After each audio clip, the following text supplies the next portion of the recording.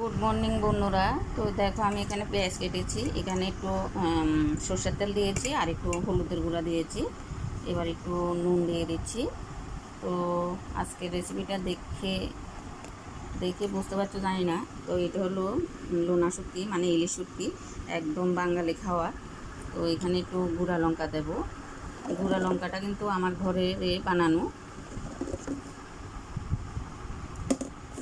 তো এখানে দেখছো কোমর পাতা এনেছি, দেখো। তো আজকে একটু শুটকির বড়া তোমাদের মাঝে শেয়ার করছি।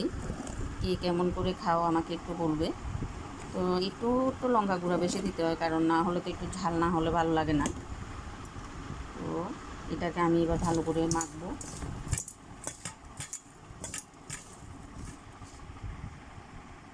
তো অনেক সময় আমি আবার তেলের মধ্যে পেঁয়াজগুলোকে আগে ভেজে নিই, তারপর এটাকে আমি মানে শুটকি সুতা দিয়ে তারপর বড়া করি।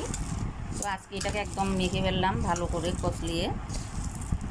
তারপর দেখতে পাচ্ছ এটা কেমন হয়ে গেছে, নরম হয়ে গেছে একদম। তো দেখতে পাচ্ছ এখানে একটা শুটকি দিলাম, এই হলো আমার কোমর পাতা, এই হলো পেঁয়াজগুলা।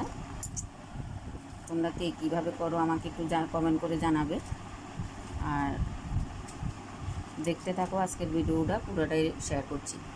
দেখো আমার শুটকির বড়াগুলো আছে কড়াইতে দিয়ে দিলাম।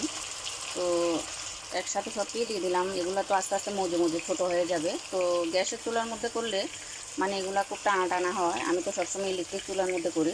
তো আজকে গ্যাসের চুলার মধ্যে দিচ্ছি। এবার একটু একটা থাল দিয়ে ঢেকে দেবো, আস্তে আস্তে মজে যাবে। তো দেখতে থাকো।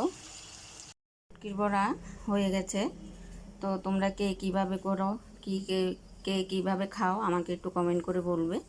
তো যারা আমার ভিডিও দেখবে তারা একটু আমার পাশে থাকবে, আমার চ্যানেলটাকে সাবস্ক্রাইব করে দেবে। তোমরা সবাই ভালো থাকো, সুস্থ থাকো, এই প্রার্থনাই করি। তো আজকের জন্য ভিডিও এখানে শেষ।